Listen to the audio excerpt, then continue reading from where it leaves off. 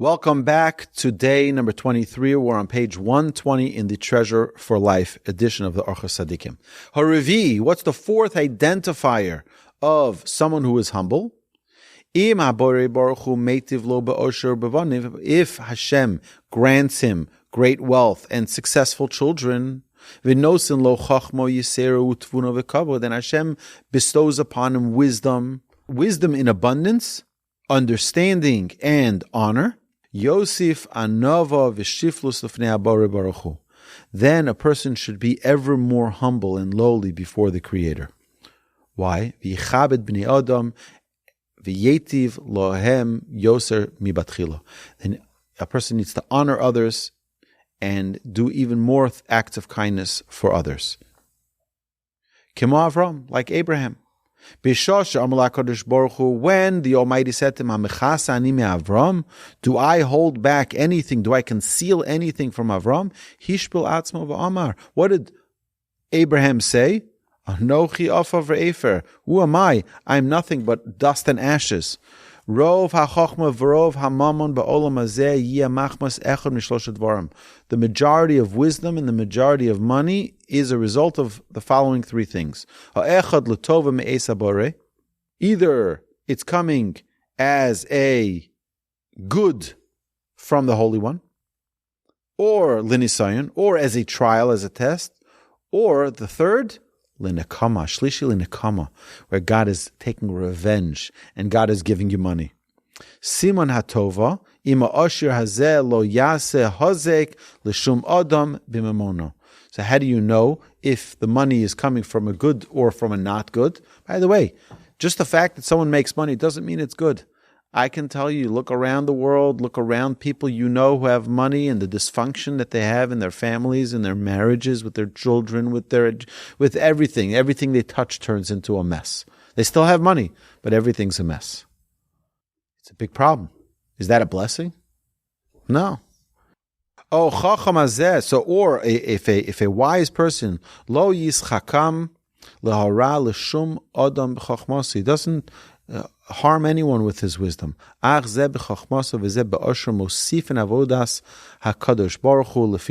don't do harm to others, but rather they just elevate and they add to the glory of Hashem. Then this wisdom and this wealth, tova heim eis Hashem, that's a good form of wealth and wisdom that comes from Hashem. And how do we know which one is it? Which one of these three things, if it's a challenge, if it's a curse from the Almighty, or if it's a blessing? If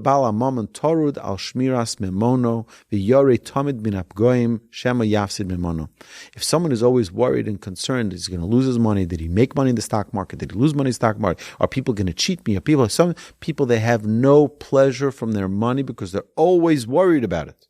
He doesn't even enjoy his own money. To enjoy it and to eat from it. He doesn't help others either with his money, and he doesn't take pleasure in it. And he's always going after making more money and making more money. He has no, what we call menuchas hanefesh. He has no mindfulness. He has no peacefulness. He's always running after the next dollar, after the next. You have so much. You have $1 billion. You need to work for more now. No, they don't enjoy it. They can't buy a car because they don't want to spend too much. We all know people like that, sadly. And he's always worried that he's going to lose it. He doesn't want to give any money because he's afraid if he's going to give, he's not going to have any more. He doesn't have pity or mercy on the poor people. He doesn't feed them and he doesn't dress them. He doesn't clothe them. So too with the wise person.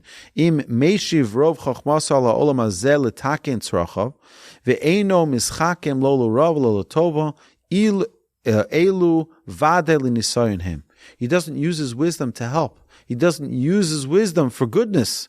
V'siman hanekama, and how do we know if the money or the wisdom is God's revenge? Now this person who has money is only trying to damage others with his money. And he's arrogant about his money. He doesn't do charity. And he's too busy to take pleasure. Like the verse says, Sason v'simcha, joy and gladness, the killing of oxen and the slaughtering of sheep. Harag bakar v'shachat tzon. Ve'omer v'haya kinor v'navel tov v'cholil v'yayin mishteim v'espal Hashem lo yabitu. And the violin and the harp, the drum and the flute and the wine and of their feasts, but they do not regard the deeds of Hashem.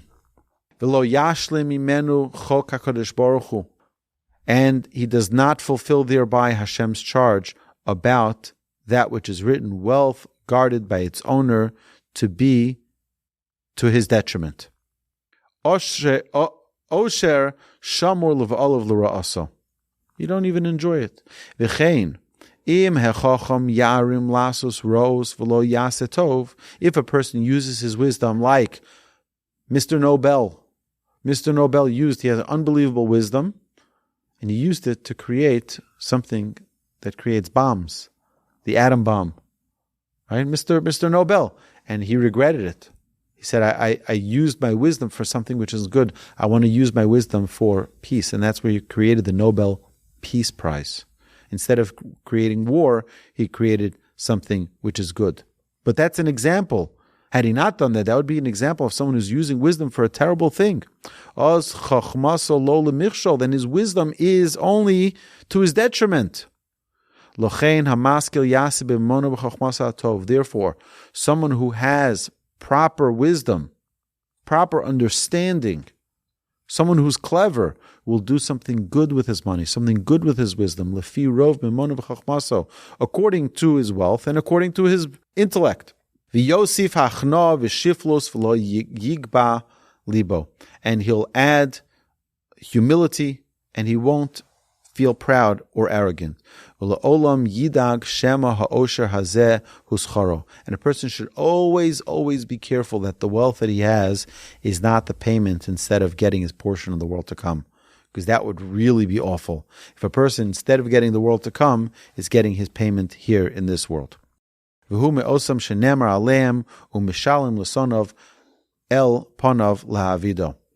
it says, the verse in Deuteronomy says that Hashem pays his enemies early so that in the next world they don't get any reward. That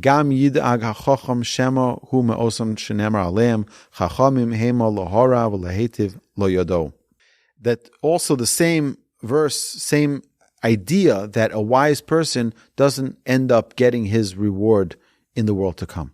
To